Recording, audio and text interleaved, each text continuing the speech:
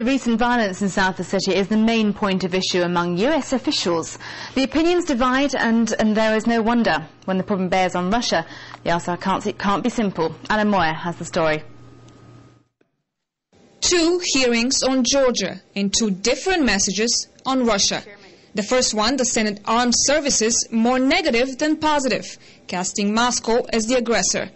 But hours later, members of the House Foreign Affairs Committee side with Russia. The recent fighting in Georgia and in its breakaway provinces was started by Georgia. The Georgians broke the truce, not the Russians. And no one out of talk of provocation and all this other stuff can alter that fact. We don't need to be in Georgia protecting a pipeline. We're not there for democracy. We're there to protect an oil pipeline, and that to me is tragic. No concrete proposals came out of the day-long hearings, except one. Senator Hillary Clinton called for the creation of a special commission to get the facts straight before judging Russia. Rather than seeking to isolate them, which I think is not a smart proposal, we should be much more strategic. We've got to answer for ourselves. Did we embolden the Georgians in any way? Did we send mixed signals to the Russians? The answer of U.S. officials was a clear no. For many months, I, my colleagues, and Secretary Rice had told the Georgians clearly and unequivocally that any military action initiated by them would be a mistake and lead to a disaster.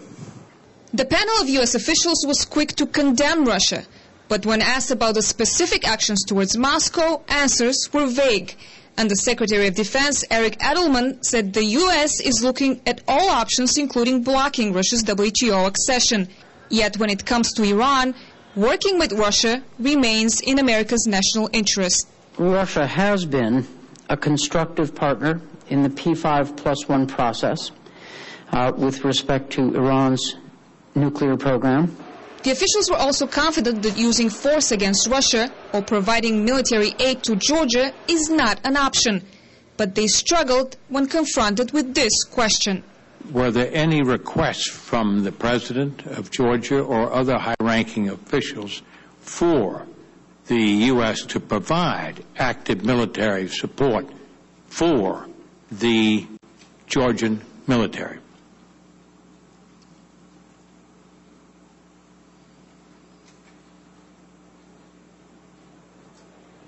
After the pause came an unanimous denial. The officials also insisted that Georgia has not been promised membership in NATO. But lawmakers were quick to question the statement. That is inconsistent with the Bucharest summit statement. It also seems to be inconsistent with the statement of Vice President Cheney in Georgia.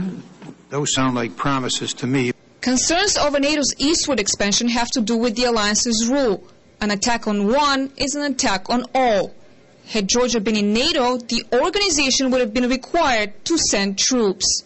The United States is facing a tough choice when it comes to Russia. Making a decision will require assessing its foreign policy's objectives, including the ones that have to do with Iran and the global war on terror. Anna Moya, RT, Washington.